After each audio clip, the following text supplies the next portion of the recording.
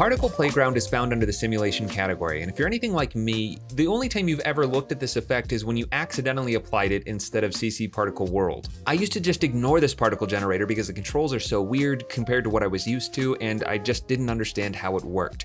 It wasn't until I learned how it worked that it really became clear just how powerful of an effect it really is. And as I'm sure you can tell already, this video is long, and that should tell you just how complex this effect actually is, but it's 100% worth knowing. So if you just want to jump around in the video, use the chapters to jump to specific parts. But if you really want to understand how this effect works and how you might start using it yourself, I'd suggest you watch the whole thing.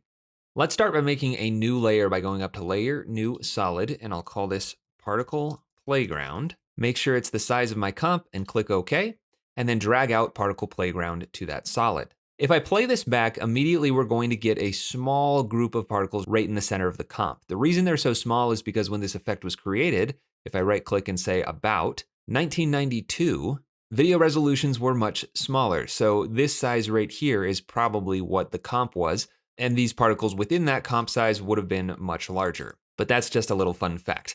This particle generator actually has multiple types of emitters within it that almost feel like a precursor to Trapcode's particular and form. Now those are 3D particle emitters, and this is only a 2D particle emitter, but just this default emitter is coming out of a single point and being shot out. Particle Playground calls this a Canon. So right at the top of the effect controls, we have Canon controls. We're gonna walk through each one of these, but quickly I just wanna show you the other types. I'm gonna shut off the particles per second so that the Canon isn't firing anymore, and the next option is Grid. This type of particle emitter is based on particles across and down, and this is much more like Trapcode form, where I could say put in 16 particles across, 9 particles down, and then make the width 1920 by 1080, and now I have a grid of particles across my entire comp.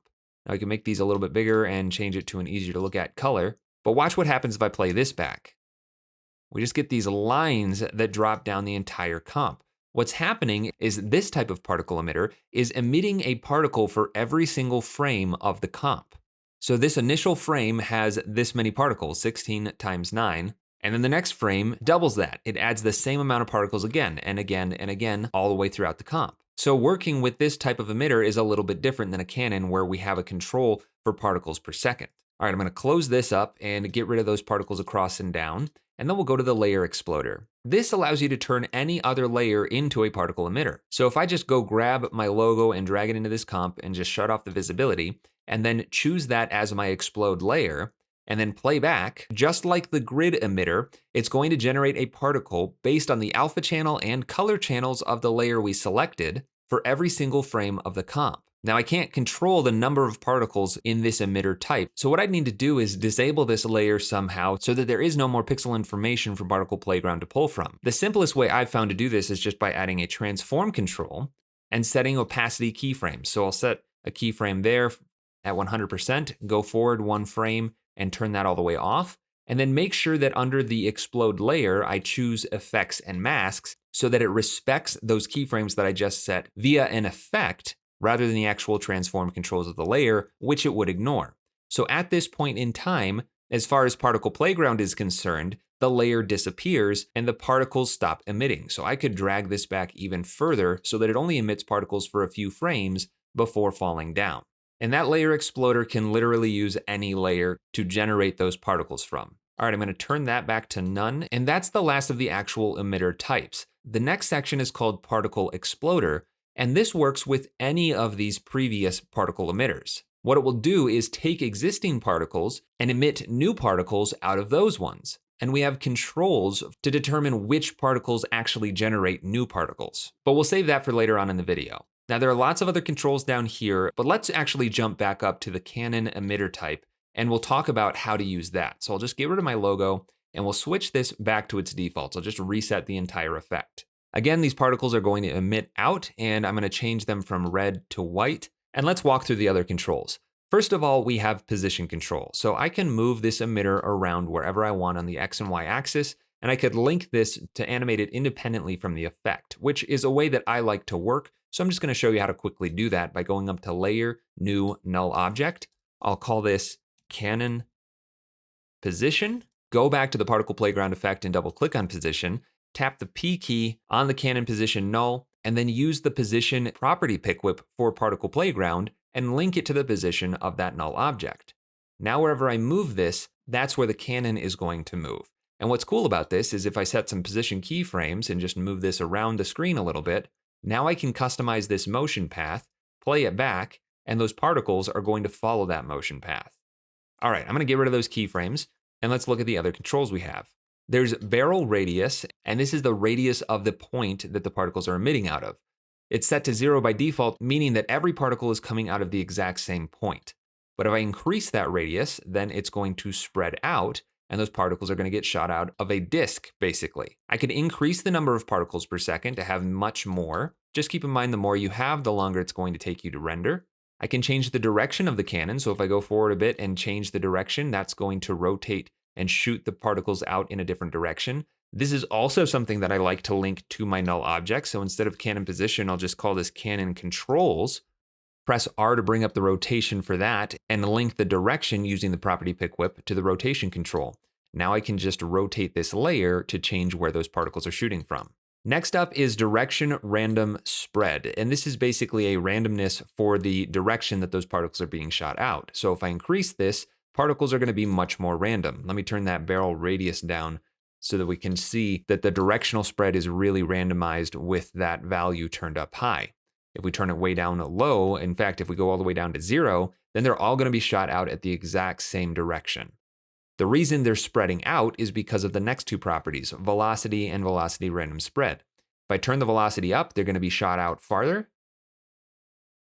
And the velocity random spread is why they are breaking up further along in the timeline. So if I turn this down to 0, then I'm just going to have a steady stream of particles shooting out in whatever direction I've set, in this case using my Canon controls layer. If I want some more randomness, maybe I want it to look like a fire hose spraying out some water, then we're just going to increase that velocity random spread a bit, probably turn up the particles per second, as well as the velocities. This should probably travel pretty quickly. And there we go. And then we have the color, which we've already taken a look at, but maybe I want to make that a bluish color to try and make it look a little bit more like water. And then the particle radius.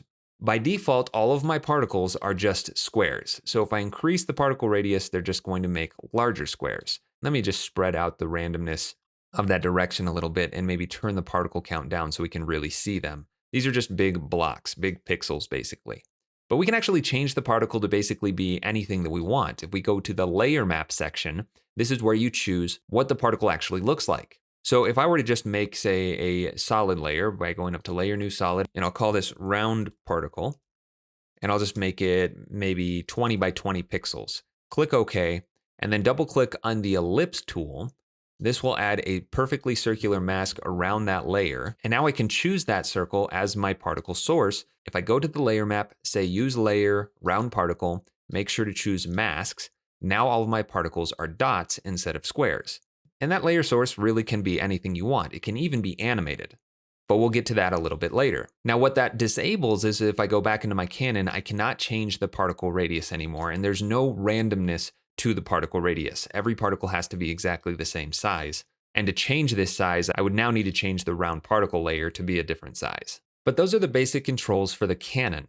I'm going to turn those particles per second back down to 0 and then move on to the grid section. And I'll just disable all these other layers to keep it a little bit cleaner. What I want to do is again set this to 16 particles across and 9 particles down. Go back to the first frame and change the width to 1920 by 1080 one more time. Now I still have my layer map set to that round particle, so I'm just going to turn that back off by going into that section, selecting none under that use layer. And that way I can change the color and the size of the particle independently right here in the grid controls. Now, like I said, these particles emit on every single frame. So if you only want a certain number, you're going to need to keyframe the particles across and down so that they don't keep emitting. So I'm just going to set keyframes on the particles across and particles down, press U to bring up those keyframes, and then go forward one frame and change these to 0. Now the grid's going to emit one particle for every single spot on that grid, and gravity is going to take over and they're just going to fall to the ground. There are really no other controls for the emitter itself, so you might be thinking this seems like a pretty useless emitter, but once we get into these other sections, you'll see just how powerful this really can be. All right, I'm going to get rid of those keyframes, set this back down to 0, and then go back into the layer exploder, bring my logo back out, and just show you the only controls we didn't take a look at were the radius of new particles and the velocity dispersion. So once again, this emitter is going to generate particles for every single frame of the composition. I could increase the size of those particles so that there aren't as many. It's basically breaking up my logo into a grid based on the size of the particles. So the larger the particles are, the less there will actually be in the comp. And then velocity dispersion is going to work similarly to the way it does in the Canon, where it's just going to shoot out those particles a little bit more randomly the higher that value is. So now if I play this, we're going to get a much more pixelated layer explosion.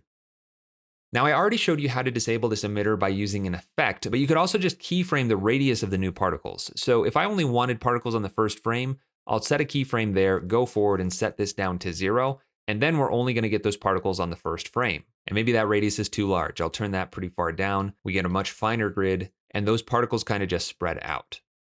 Okay, that's it for the layer exploder. Let me get rid of these keyframes, turn that back to not using a layer for the exploder, and I'll turn the Canon back on by increasing the particles per second.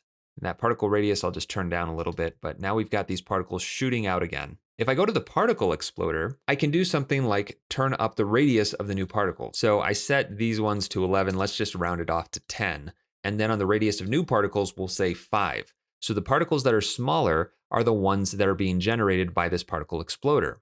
So if I play this back, all of my particles now have a radius of 5 pixels instead of 10. So why is that? Well, if I turn this back down to 0, we get back to our 10 radius pixels. But as soon as I increase this value, those particles split into lots of other particles. Now, the reason this is happening is because the particle exploder by default affects every single particle. But we have this effects section that allows us to isolate specific particles to be exploded. Currently, it's set to particles from all, meaning every single particle from this simulation is being exploded into smaller particles. Let me change this back down to 5.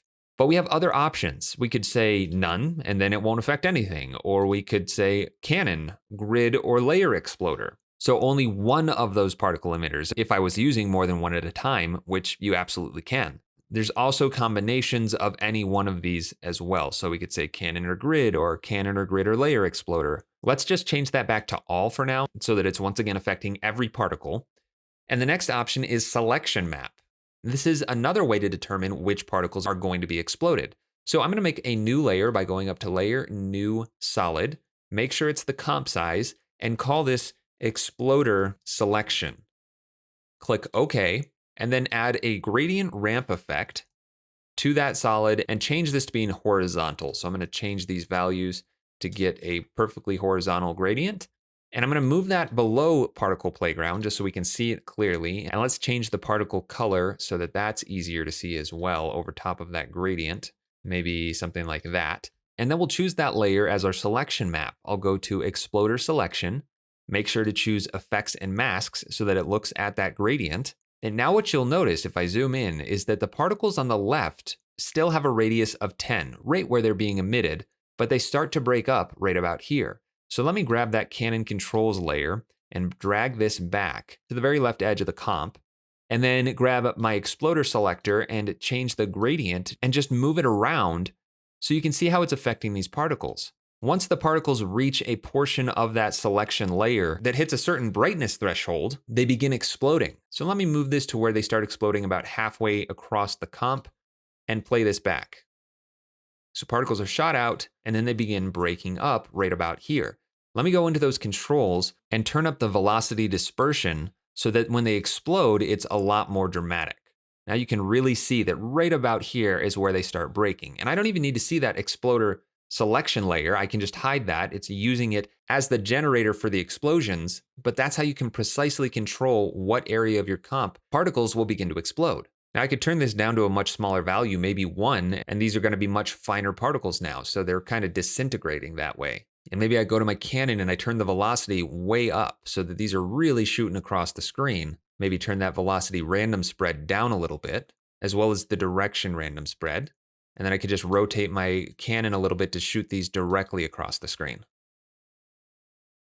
So there's lots of possibilities with that particle exploder, and that's just the most basic form of how to use these effects controls. We can also base it on how long the particle's been on screen, and we can even use text characters as particles, but we'll get to that in a little bit.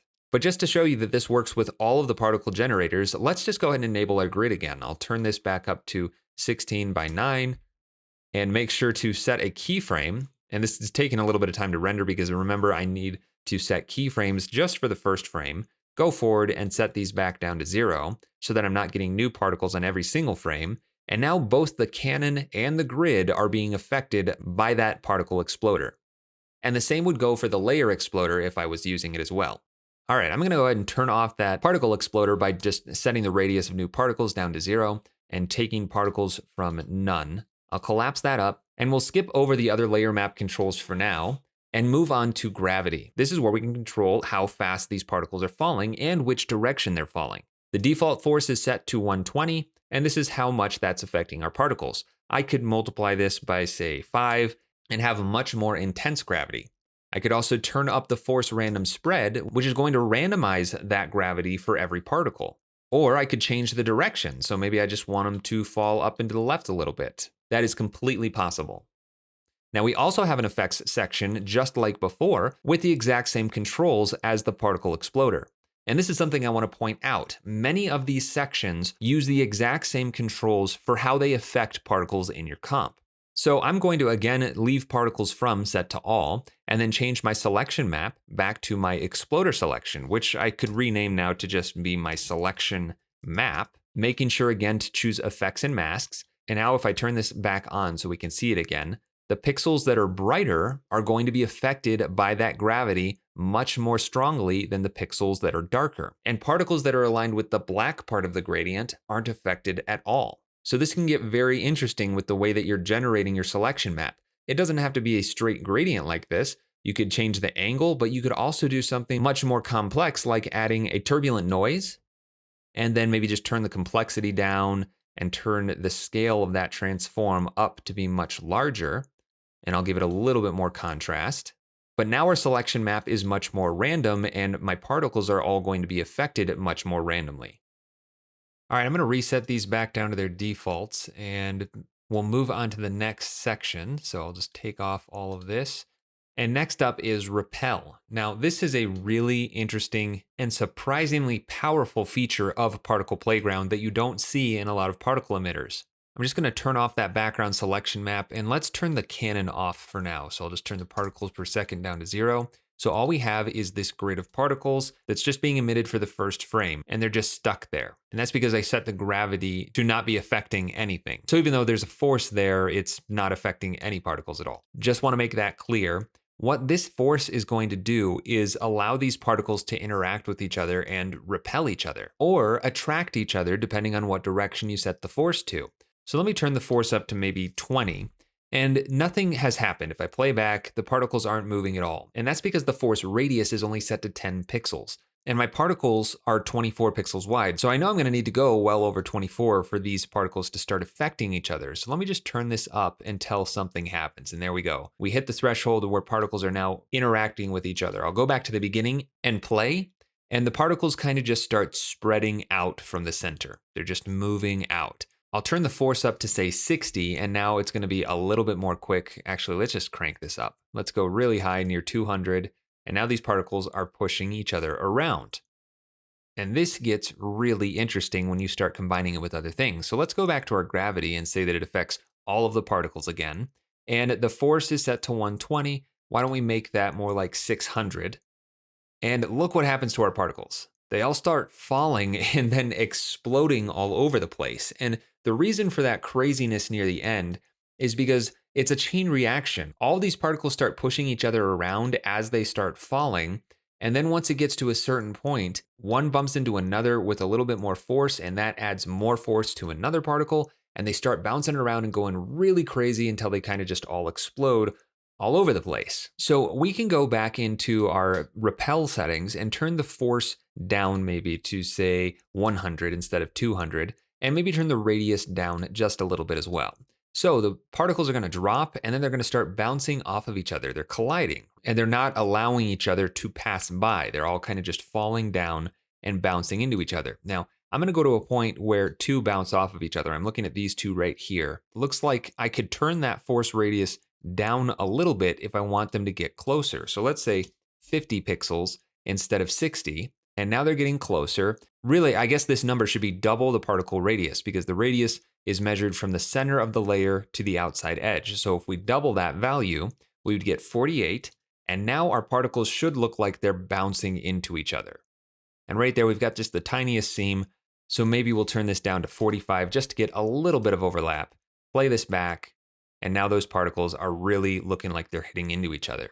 Now this is a little strange of an animation since all the particles are just falling straight down. So maybe I'll go into my gravity and turn up the direction to be something that's not just straight down. And now they'll fall to the side a little bit and then start interacting with each other.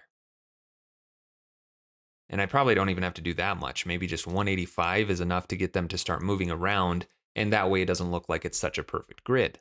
Now let's go into those repel controls and take a look at the repeller controls.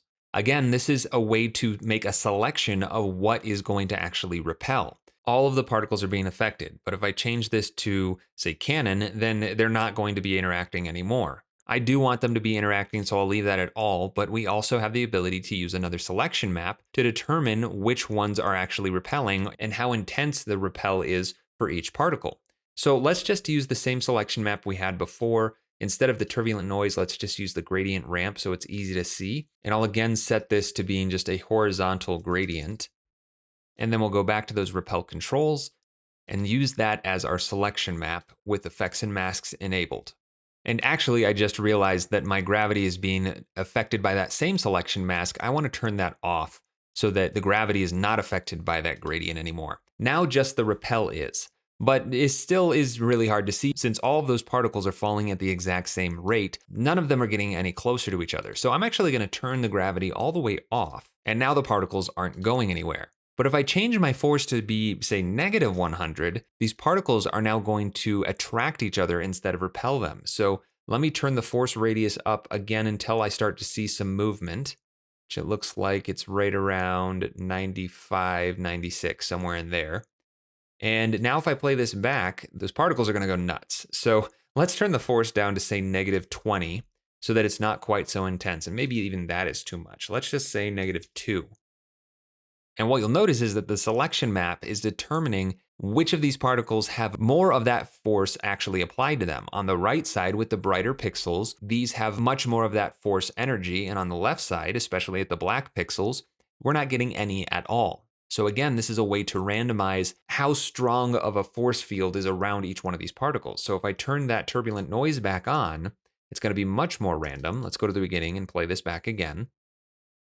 And now you'll see that the ones that are over darker pixels are much more locked into place. But here's something we haven't looked at yet, and that is that you can actually animate your selection map and will update in Particle Playground in real time. So let me go into the evolution settings and I'll just set a keyframe there, move forward 7 seconds, and then increase this to maybe 2 revolutions. So if I solo this layer, what's happening is this random animation right here. Now watch what happens if I play this back. That constant change in the selection map is randomizing the particles as the simulation runs. So it's constantly shifting the magnetism of each one of these particles, basically. And again, I could change this back to a positive value. Instead of attracting particles, we could say repel particles, and then they're going to bounce off of each other instead. Force radius needs to be turned up a little bit, but there we go. Now our particles are moving around, and they're bouncing off of each other, pushing each other around. And you can get some really cool interactions happening this way. Now, all of these particles are just drifting out of the comp, falling with gravity, and just basically disappearing. But we can use the next section, which is wall, to set a boundary for these particles to actually collide with. So let's just start with containing all of these particles within the comp. I'm going to double click on the rectangle tool to add a rectangle mask the size of the layer to that particle playground layer. Then under the boundary property, I'm going to choose that mask as the boundary, and now watch what happens. When the particles hit that mask, they bounce off. So none of these particles are allowed to move outside that boundary now. If I wanted to, I could shrink this down a little bit. I'll just double click, hold down Control to scale this proportionately. I need to make sure that I actually enclose all of the particles here. But now those particles are going to be contained within the mask. They won't even be able to hit the edges of the comp. So what happens if I turn up the gravity? Maybe I'll set this back to a force of, say, 120, the default. And now the particles are going to fall as well as repel each other. and bounce off of that wall.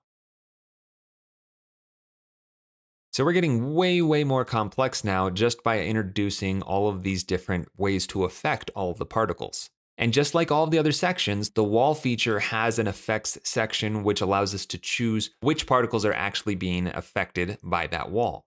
Now, this is a way to contain particles within a boundary, but I could also use this as a wall for things to bounce off of. So let's just say that I made a rectangle that's about this size and then play. Then particles are going to hit that box and then bounce off of them and fall around them. And if I rotated it so that it's at an angle, then they're going to slide down it. It's going to be kind of like a hill that these particles are falling down. Some of them were getting trapped inside of it, so maybe I should actually open up this path by right-clicking on a segment, going to Mask and Shape Path, and unchecking Closed. And I can actually get rid of some of these points. But now this is more like a hill for these particles to slide down. So we're actually getting a little bit of physics simulation just using some masks and turning on that wall feature. Now, obviously, we can increase this gravity to be whatever value we want if we want the physics to be a little bit more realistic so that everything moves a little bit more quickly. And maybe we want to contain all of these particles within this mask. Well, then I would just go to my grid and move it all the way up to where we're not seeing the particles at the start of the simulation, play it back, and now they're going to hit that mask boundary and then bounce off of it. Now, there are limitations to this effect. Obviously, I can't control how far these objects are bouncing, and they're all currently the exact same size. But we can make more fine-tuned adjustments by going to the last two sections, Persistent Property Mapper and Ephemeral Property Mapper. Now, these are very complex sounding names that probably don't make a lot of sense at first glance, but they're really not that complicated. So let's start by just going into Persistent Property Mapper because I think it's a little easier to understand. And I'm going to disable the visibility of the selection map. So we just have a bunch of particles falling down and bouncing off of that boundary. The persistent property mapper changes how a particle is affected based on a property map, but broken up into red, green, and blue channels. What this allows us to do is modify 3 separate properties from one single layer map. So just like using our selection map to drive the gravity or the repel or any number of other things up here in these controls, we can use a layer as a map to drive colors, so we can actually change the red, green, and blue colors of the particles, friction, angle, torque, scale, position, velocity, speed, gradient force. The list is so long it goes all the way off the screen recording, but I'm going to do my best to walk through each one of them. Let's again use my selection map as an example. This time I'm going to take off those evolution keyframes, so it's just a static map, and I believe that I've turned everything else off that uses that selection map. And I'm gonna go ahead and disable the selection map for that repeller, and I'm pretty sure that's the only thing that's currently using that map. Yep, it looks like that's it. And we'll use that selection map as our persistent property map. So I'm gonna choose that right here, make sure effects and mask is selected, and then twirl down effects. Again, we can choose exactly which kind of particles are being affected using this menu. I want it to affect everything, so I'm fine with that set to all, but now we need to decide what to map the red channel to. So this persistent property mapper is looking at the red, green, and blue channels of my selection map individually. If I switch to my red channel, it looks like this. My green channel looks exactly the same, and the blue channel is identical as well. That's because this is a black and white image. It's made up of equal red, green, and blue channels, so all of the values are identical. That's fine for now, but we can actually make this more interesting if we break up the color channels to having different content so that we can have different maps for each one of these channels affecting different properties. But for now, let's just see what we could do with this. I'm gonna map the red to, say, scale. Now, if I play this back, the particles are going to change their scale based on what part of the selection map layer they're over top of. So particles that are over the black are much smaller, particles that are over brighter areas are larger. To make this even clearer, let's actually just switch this back to our gradient ramp. And I'll go ahead and turn the wall boundary off by setting the particles from to none, just so once again we can see very clearly that the particles are one size when they're off the screen, and as soon as they get into this gradient, they become a different size based on the brightness values of the red channel from the selection map that they are directly over top of. Now I can change the scale amount by setting different minimum and maximum values. Currently, it's setting the minimum to 0, meaning the black pixels give us particles that have no scale, 0 scale. I'm just going to delete this mask so it's out of the way. And the max value is set to 1, meaning that it's 100% of whatever I've set the particle size to in the particle radius value right here. So between 0 and 1 is a value of 0 and 100%. If I don't want these particles to completely disappear, I could say 0.25, and then the smallest they'll be is a quarter of whatever I set here. But I could increase the max to say 3, and then they'll be 3 times the size of whatever I set right here. So if this was a 10 pixel particle radius, then over here the squares are 30 pixels, and over here they're 2.5 pixels. And once again, turning on the turbulent noise is going to give me something much more random. But now I want to show you the difference between persistent property mapper and ephemeral property mapper. If I reset the grid's position so that it's in the center of my comp again, and I turn the gravity all the way off, let's just say that it affects none of the particles, then my particles are just going to sit there and be affected by the scale of the selection map. Now if I animate my selection map off screen using the transform effect, because Particle Playground is not going to respect any of the transform controls of just moving the layer around, I have to do it with an actual effect. I'll set a position keyframe here, move forward a second, and then just shift this all the way off of the screen. Now it's completely invisible, and I'll play this simulation back. You'll notice that all of my particles are the exact same size vertically, because what's happening is the last part of the selection map that was applied to the particles is being retained by those particles. So the last part of the selection map to hit these particles is this top row, this top section. So whatever the brightness values are of those overlapping sections between the particles in the map are what are being translated into scale values for those particles.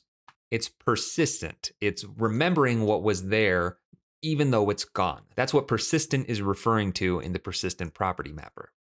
Let me turn this off now. Just take the layer map off completely so that all of my particles are the exact same size, and instead go to the ephemeral property mapper and show you how it's different.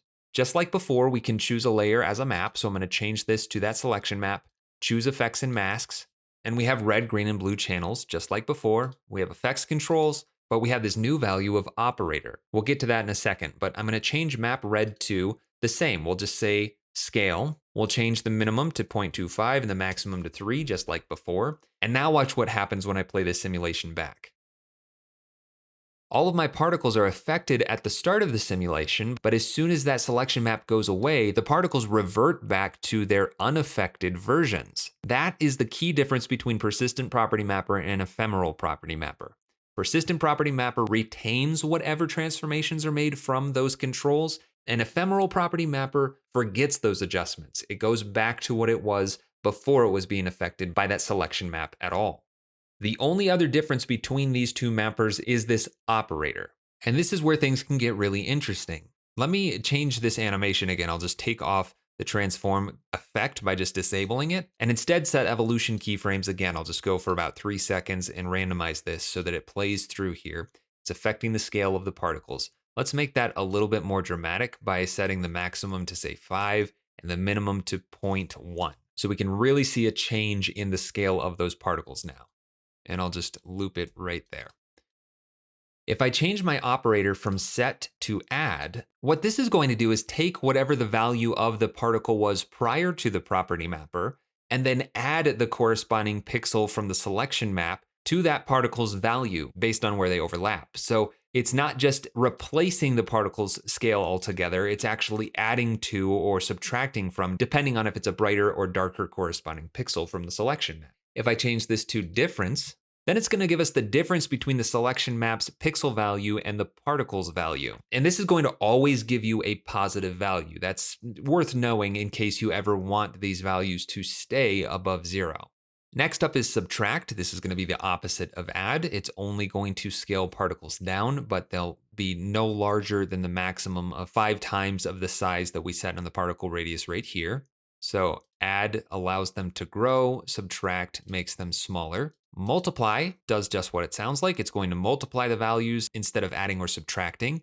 Min is going to take the minimum value. So it's looking at the difference between the value of the particle and the value of the selection map and going with whichever one is smaller. So in this case, very few of the values are less than the scale values of the particles themselves, which is why only the darkest pixels of the selection map are affecting any of the particles. If I turn the brightness down, then obviously there's going to be a lot more darker values in here, and it's going to affect the map a lot more. Finally, we have a max, which is the opposite. So let me turn my selection map's brightness back up to its default. And now it's going to compare the selection map with the particles values and take whichever one is greater. Now, those are the basic building blocks of how this ephemeral property mapper applies different transformations to every particle. The reason this is such a complex effect is because you can combine this with the persistent property mapper and have 3 channels affecting 3 separate properties in each map. So I'm currently affecting the scale with the red channel, but I could go to the green channel, which remember is exactly the same as the red channel right now, since it's a grayscale image, and tell it to affect the X position. Now, if I play this back, all of my particles are on the left side because the minimum is set to 0 and the maximum is set to 1.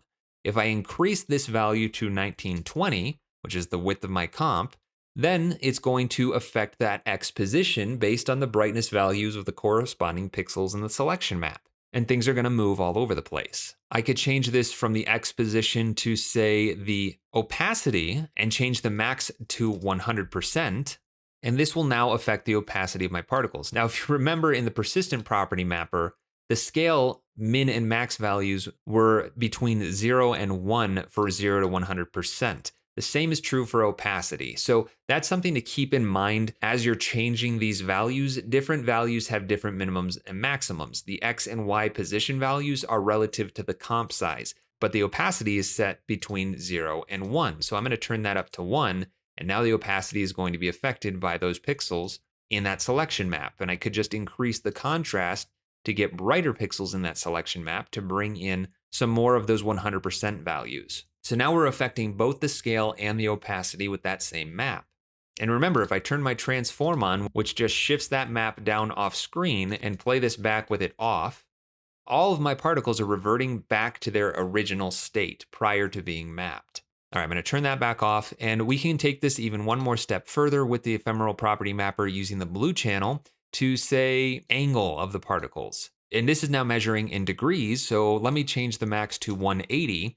And what's going to happen is the particles are going to rotate a maximum of 180 degrees, once again based on that selection map. So this is already pretty cool, but it's just a bunch of squares on a grid. We can introduce some gravity to this by going to the gravity section and saying affects particles from all. And now those particles are going to drop and they're being affected by that map. I could set that mask again as a boundary. Let's make it a color we can actually see here. And choose that as the wall boundary, making sure to affect particles from all sources. Now, if I play this back, all those particles are just going to fall to the ground and bounce around each other. They're not repelling each other, which is why they're all overlapping and just bouncing. But I could go into Repel and turn up the force to 10. And now these particles are going to bounce off of each other, kind of like a spring. Or I could say not use a grid. I'll just turn the particles all the way off, get rid of these keyframes, set it to 0 and 0, turn the Canon back on by increasing the particles per second there, maybe turn the particle radius down and set that color back to white, and then play this back. Now my velocity is set really, really high, so let me turn that down to maybe around 100 and play that back. That's still pretty crazy. Let me turn the particles per second down to 20. And the direction random spread down to 0. And the reason these particles are kind of going crazy is because they're all repelling each other.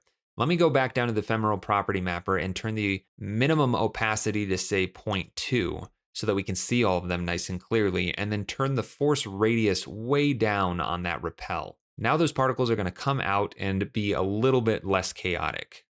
And if I turn that selection map back on, you can see what's affecting the visibility of those particles a little bit more clearly. Now to cover some of these other options, I've set up this scene where I just have a shape and I've drawn this elaborate mask so that I can use it as the wall in the particle playground settings for particles to actually be contained within. So it's basically just a funnel. I want the particles to drop down, get caught here, funnel down into here, and have some place to be stored off the bottom side of the comp. So if I just play this back, I have particles shooting out of the Canon and they're just bouncing off that wall. Nothing is currently affecting these particles. They're just being shot out and then bouncing off of that wall layer. I made this gradient map in the background just to use as a clear example as to how it's affecting each one of these properties. And I'm going to choose that layer as my map.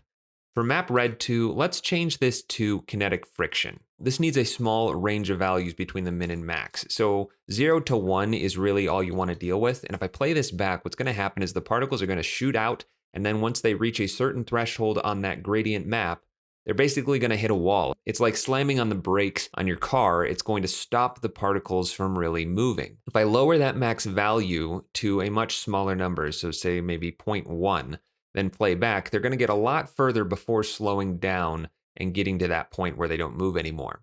And to make this easier to switch between the Canon and the grid, I'm going to rename this one Canon, duplicate it, and call this one grid.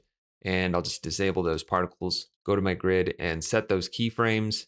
So on frame 2, I want no particles. On frame 1, I want 16 by 9. All right, so now I can just turn this Canon layer off to see the grid particles and how they're being affected. So the particles on the left side with those darker pixels are bouncing a lot more than the particles on the right. The ones on the right are hardly falling at all because of that kinetic friction. So you can play around with those values to see how it actually affects your particles.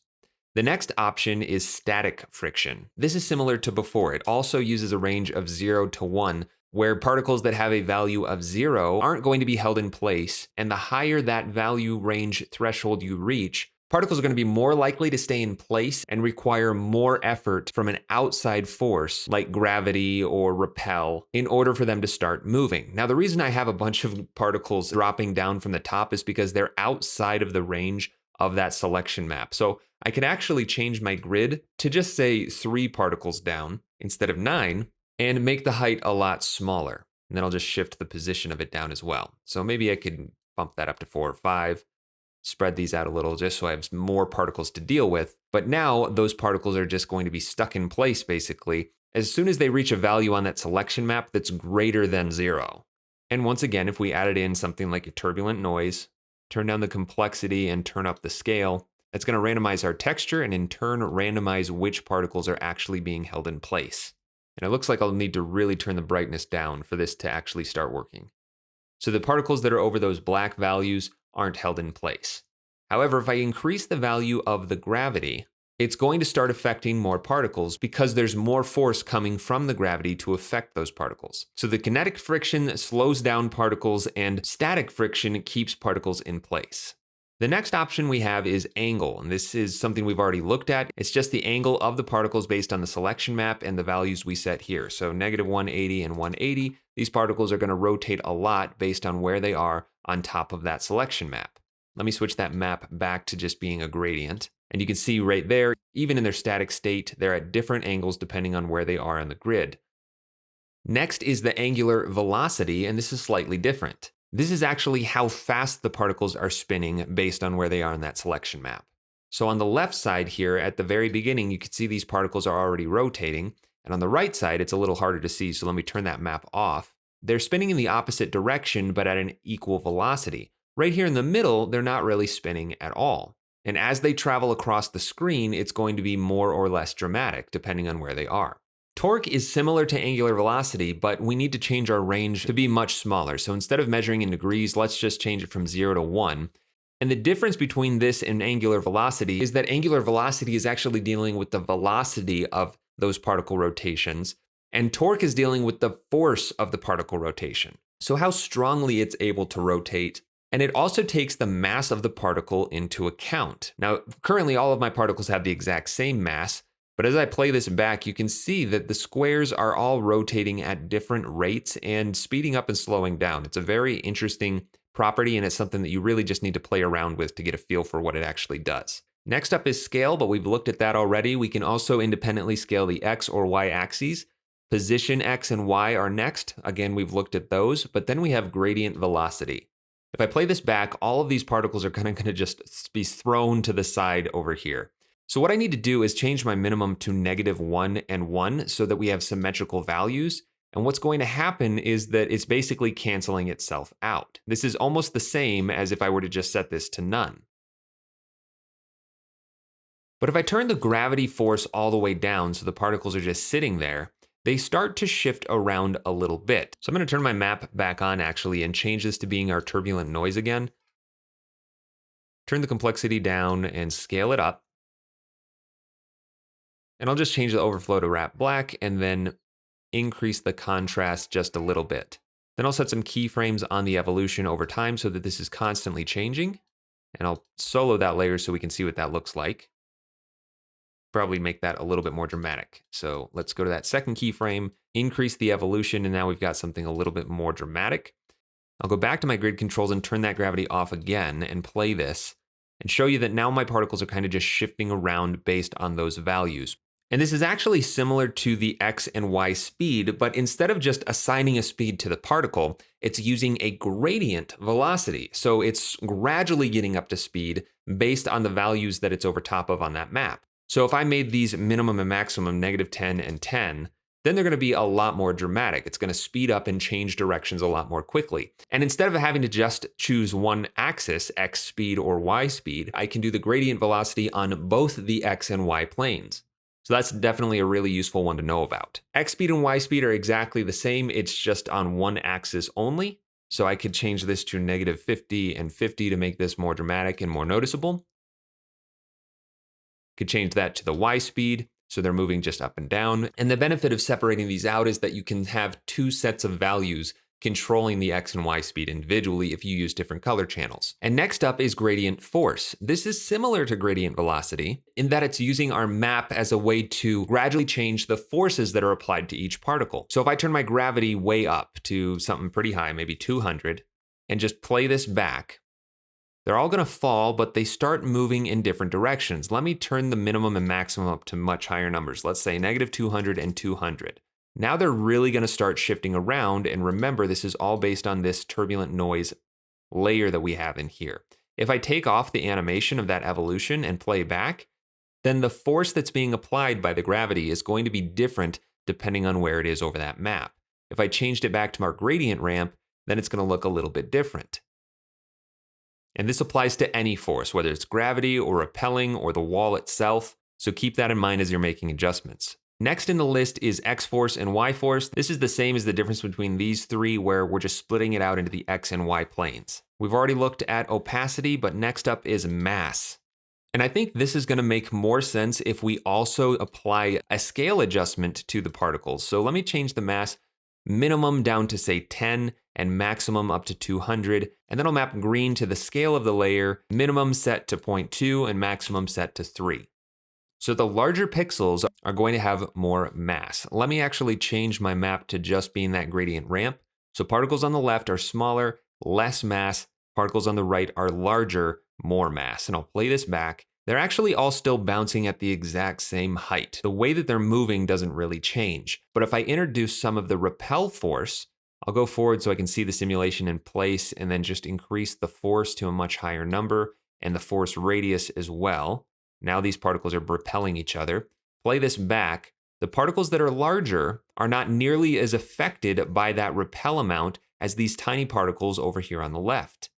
You have to have a lot more force applied to affect particles that have more mass. So let me turn that force up even higher so we get a little bit more movement over here. But now these tiny ones are really going to get pushed around, and the smaller ones aren't going to be pushed around nearly as much.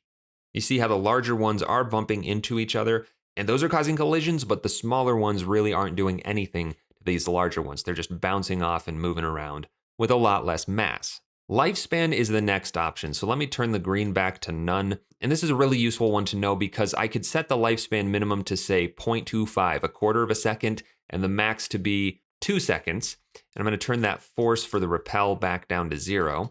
And now my particles are going to start disappearing across time based on that gradient map. So the particles on the left have that minimum value, and then it's linearly distributed across that gradient to the right side. So this is actually really useful for Canon particles if you want to shoot particles out. You want to have these particles being shot out and then disappear after a certain amount of time. So we'll change that map red to lifespan. We'll set minimum to 1 and maximum to 1. And that way it won't even look at what's in our map. It's simply just making every particle last only 1 second long. And if I change the map green to scale, set the minimum to say 3 and the maximum to 0, then they're going to start out larger and then over time shrink down before just disappearing altogether. Or if you wanted them to just scale off, take off the lifespan and then adjust that gradient ramp to be right about here so that they just shrink into nothing. I'm gonna turn my grid back on, and we have a few more options. Character, which has to do with text, font size as well. Time offset, which will make more sense in just a little bit, and then scale speed. This is actually really similar to what we just did with the Canon, mapping the scale to that gradient. This is measured in a percentage per second. So I want to change the minimum to 0, meaning that's the smallest scale that we can have is 0, and the maximum, let's just put that up to 1, and then play this back. Now as I play through, the particles on the right side are scaling up over time at a faster rate than the particles on the left. But you saw that as these particles crossed over to the right side, they're continuing to scale up. They're just now scaling up at a higher rate. So because the brighter pixels are over here, these particles are scaling up quicker, and these ones are scaling up slower. They basically swap sides, and their scale speeds change. If we wanted this to shrink instead of grow, then I would just change the max to -1, and then they're going to start disappearing. Or I could say +1 and -1 for the minimum, and depending on where they are on the map now, they're going to shrink or grow. They're growing on the right side, and on the left side, they're shrinking down again. But that is the last option in this list. Obviously, there's a lot to play around with, so get in there and see what you can come up with. Now that we've taken a look at most of what this effect has to offer, let me show you one really cool use of the Repel feature specifically. I'm going to just reset this effect back to its defaults, get rid of that mask, and just hide the selection map for now. I've got this particle set up that's called bird particle, and all this is a pre-comp where I've just looped an animation of a bird flapping its wings. It's extremely simple, but it's going to work great for what I want to do. Since I still have my Canon controls linked to this null object, I'm just going to move it over here to the right and point it pretty much straight 90 degrees to the right. Then I'll go into my particle playground layer and close up the Canon, go into my layer map and choose that bird particle as the source. Now I'll just turn off that bird particle in the center so we don't see it anymore and play this back to see what's happening. We've got all of our particles shooting out just like before, but they're all this bird. You'll notice that they're all flapping their wings at the exact same time, which is not that realistic. I want this to look like a flock of birds that are just flying across the screen. So what I want to do is take a look at these time offset controls. The time offset type is currently set to relative. What that means is the timing is pulled from the relative timing of the source layer in the comp. So as I move this forward and backward, you see that it's changing the timing of the particles within the particle playground effect. It's relative to wherever that particle is in time in this comp.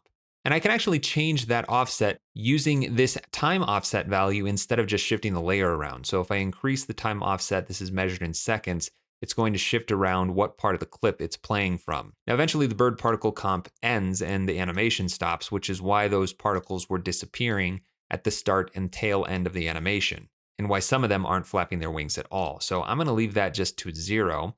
And instead change time offset type to the next type, which is absolute.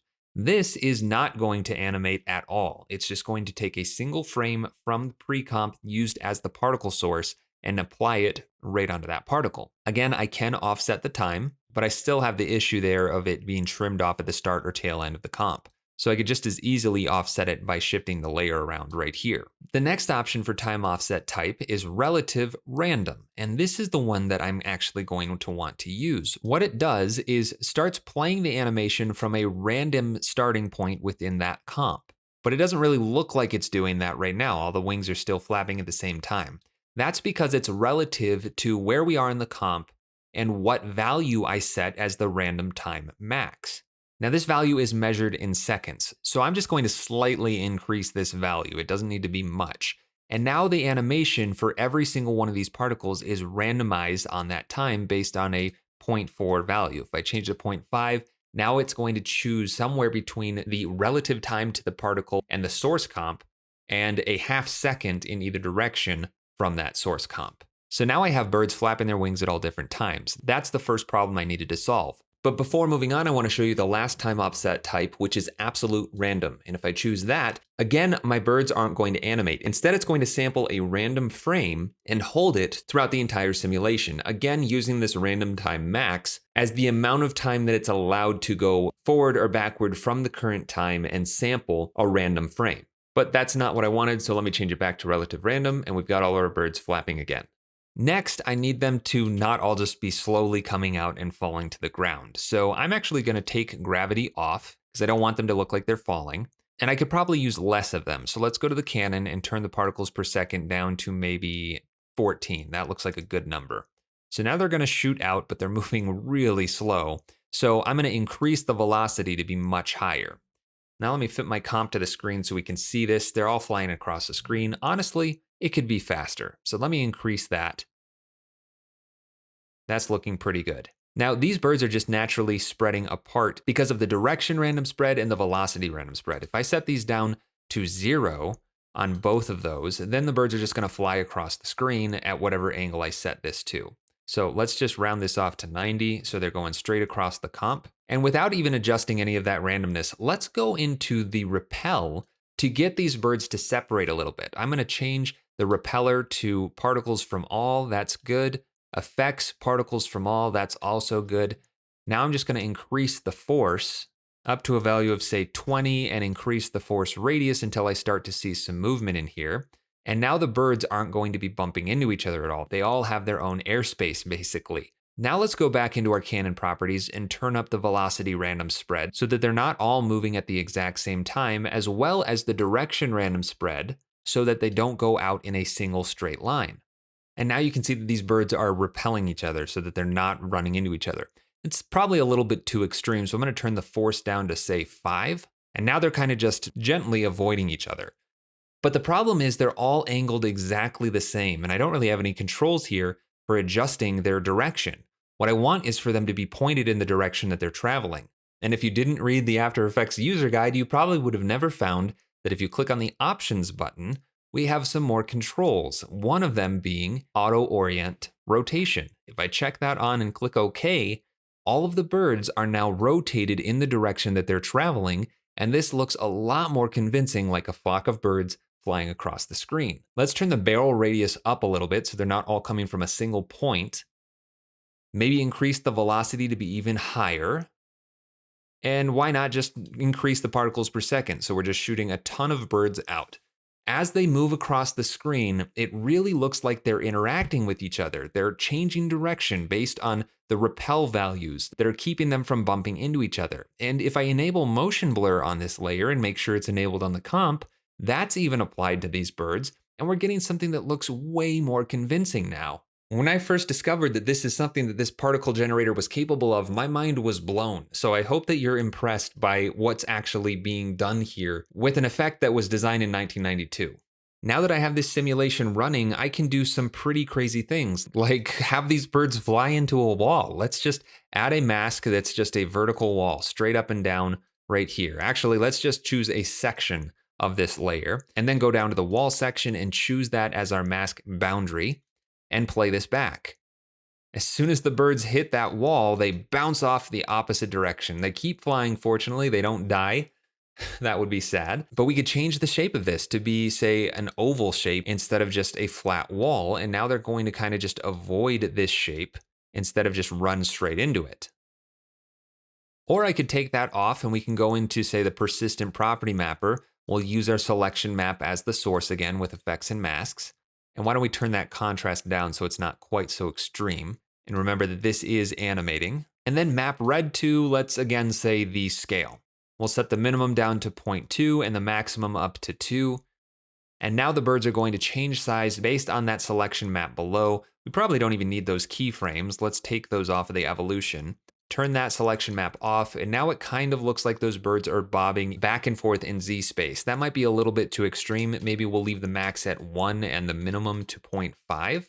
But now there's a little bit more sense of depth to those birds flying across the screen. Okay, I'm going to turn those Canon particles off again by setting the particles per second down to 0. Going to my grid, once again setting these to 16 by 9 and 1920 by 1080. Got to again set these keyframes so that they only appear on that first frame. Set them to white and we'll change our layer map back to none so we're done with the birds for now.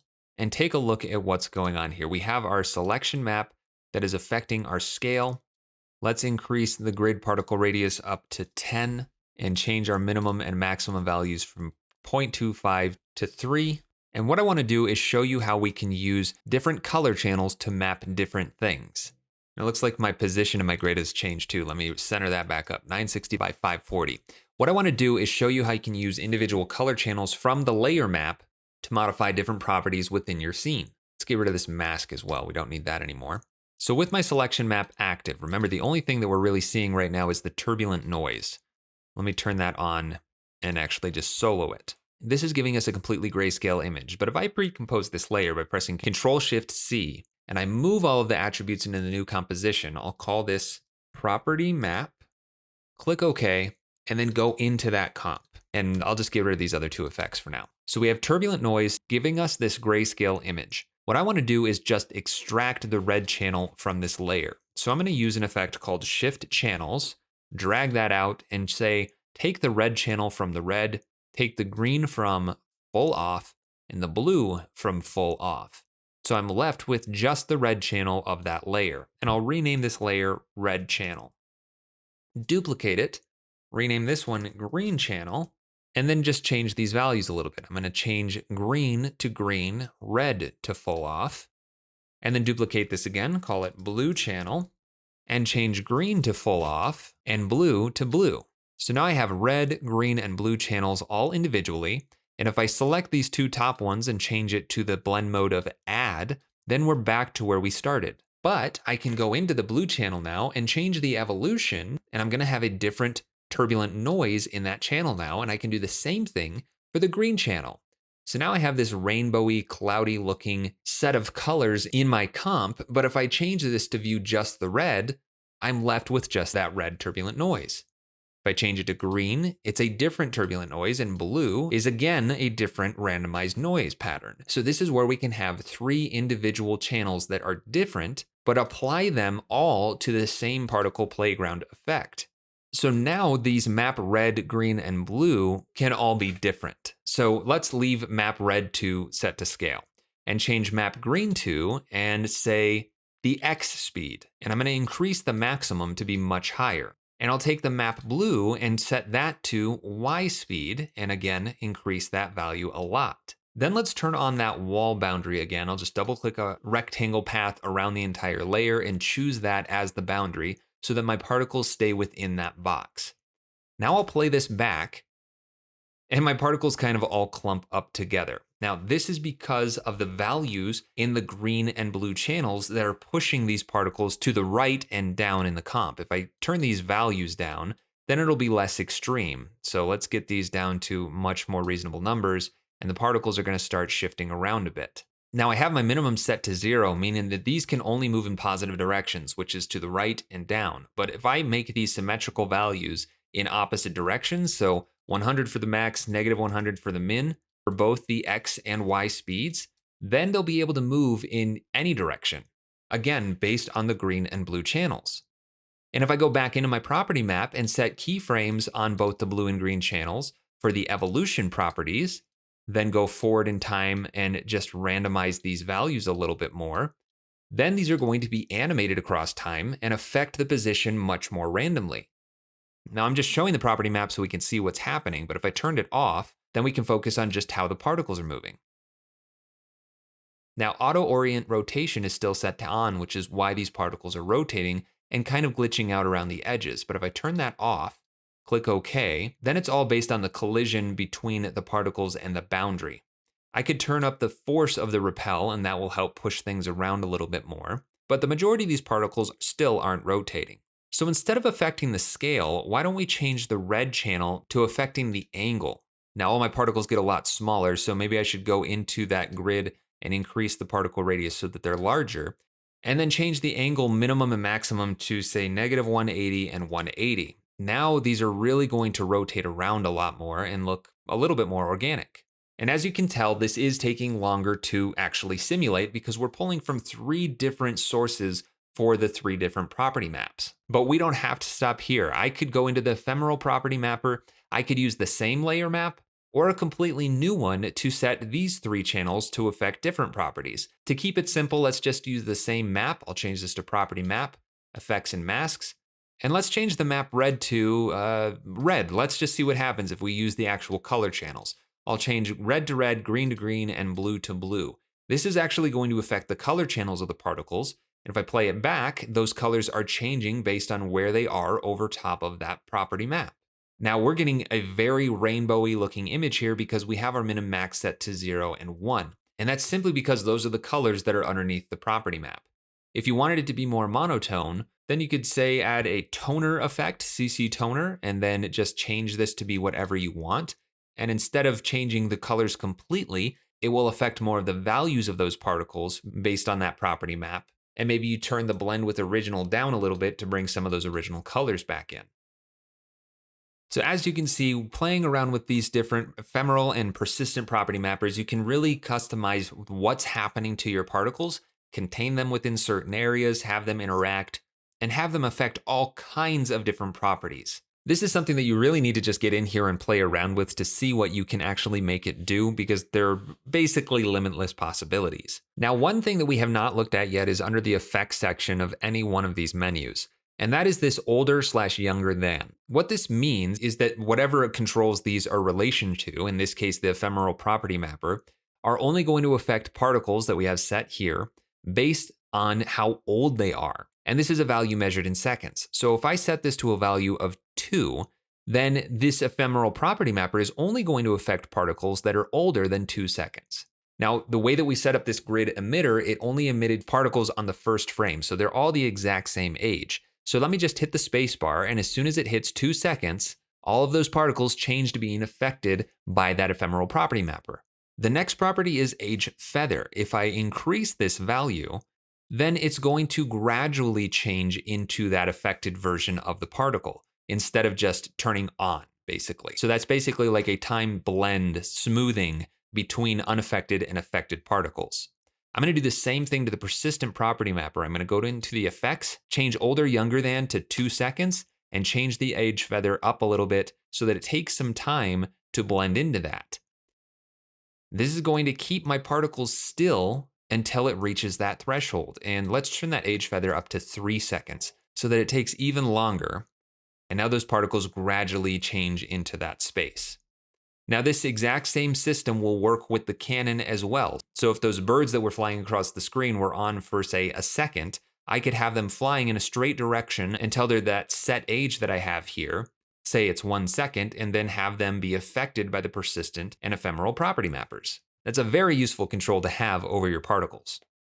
The next thing I want to take a look at is characters. This is something that you've probably noticed has been an option this whole time. And I did say near the beginning that you can actually use text characters as particles using this effect. So let's go back to the beginning. Once again, I'm going to reset my effect, get rid of the keyframes, and I'm again left with just a cannon, a stream of particles being shot out. To use characters as my particle type, I need to click on that options button. So I'm going to click on that. And we have 2 buttons up here, Edit Canon Text and Edit Grid Text. Each of these emitters can have their own set of text. So let's start with Canon, and I'll just say, this is my Canon text. And I have to choose my font, style, and orientation right in this menu. I can't control it anywhere else. So I'm going to just leave it as the font that it's set to, Balboa Extra Black, that's fine. And order is set left to right. I'm going to leave that at default and click OK to show you what happens. So let me click OK, go back to the beginning, and play this back. We're not really seeing anything. If I zoom in real close, there's those tiny little particles. So let's stop right here in time and go into our Canon and turn the font size, which it's set to now. It's recognized that we changed that Canon text, and increase it from 2 to something much larger. All right, I'm going to turn the velocity spread down, the direction random spread down, and the velocity much higher. So what you'll notice is that my text is coming out backwards.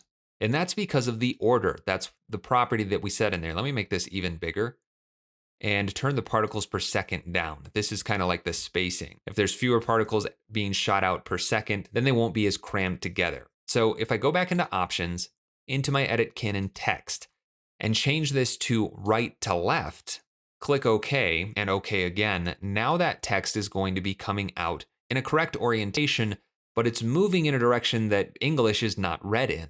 So really what I would want to do is move my Canon over to the other side, change its direction to be shooting 90 degrees to the left, and go back into the options for the Canon text and leave it set to left to right.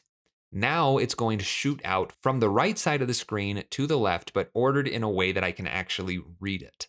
Now it was set to automatically loop, which is this checkbox right here, but it's not really giving me any space between the exclamation mark and the next line. So maybe I want to add in some spaces there, click OK, and now that's spaced out a bit. All right, this is my Canon text. It's working. Now, it's not spaced out. There's not a lot I can do to change how that's oriented, but if you needed to shoot out a bunch of text characters in this way, this is a great way to do it. And these text characters really are particles. So if I shot this up and to the left a little bit, all of the same properties that we have access to in Particle Playground that affect regular particles are going to affect this text. Now let me undo to where it was shooting off from the right to the left and go back into those options and then show you that under the order, we can also say random and click OK. And now we're just getting a random selection of text. Now this is not very helpful for being able to read, but if you were to use a font that was made up of symbols, then you could just be shooting a whole bunch of different symbols out in a random pattern. So that's what that's there for. Let me undo to where we were so we can read the text again, and I'll go back into options and click Auto Orient Rotation. This again is going to help that text rotate in the direction that it's coming out, but unfortunately it's upside down, and that's just because of the direction that I have my Canon oriented in. Unfortunately, there's really no way for me to fix that orientation, so you're not going to want to have Auto Orient Rotation on if you need to shoot it in a specific direction. And I just want to point out that this checkbox Enable Field Rendering, that has to do with interlaced fields. That's a legacy video format that really isn't used anymore. It's just going to double the amount of calculations that Particle Playground does, so there's absolutely no reason for you to check that box. But the next thing I want to show you is this selection text. We have 3 fields here. So what I'm going to do is type out the word Canon, and I'm going to do it in the exact same case as what I wrote in here under my Canon text. This is case sensitive, so I'm going to just say Canon there and click OK. Since I turned off that auto orient, the text is facing the correct direction now. But let's say I go to the gravity section and I change the effects to particles from all, that's fine, but characters from selection text 1. Now that gravity is only affecting what was in selection text 1, which was the word Canon. So let me play this back. This is my goes across, but Canon falls to the ground. Every time that comes, it's only going to affect that text. So let's bring this up to a higher force, and that's going to fall a little bit more quickly. So you're able to isolate specific strings of text using that selection text. And the reason that there are 3 separate strings here is so that you can affect different words with different properties. So I could change this one to this is, click OK, go down to my persistent property mapper and tell it to affect the characters that match selection text 2. I'll need a layer map, so let's just make one that's actually just white. So I'll make a new solid. I'll call this white layer. Click OK, turn off the visibility and change that to be my persistent property mapper map, white layer, and say map red to, and we'll say scale. And then I'll increase the maximum scale to be double the size. So now that string of text has its scale increased based on that property map. And this character system applies to both the Canon and the grid text. So again, I could type out something in here that says, this is my grid text, and add a couple of spaces after. We have an extra control of alignment set to use grid and loop text. So use grid means it's going to align to the grid.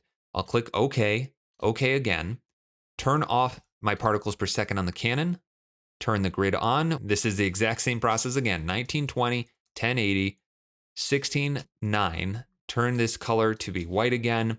Font size can be much larger, but my text is now looping and it's contained within this grid. Let's set keyframes on the particles across and down so we can again shut it off as soon as it's emitted that first frame. As soon as it's emitted those particles the first frame, nothing is happening because my gravity is set to be a selection map from selection text 1, which was the word Canon. If we go back in our options, let's change this to the word grid, click OK, and now just the word grid is going to fall to the ground.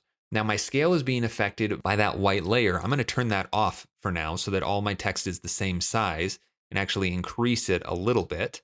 And I want to point out that the I in this is actually falling down. Now this is something that I learned as I was recording this.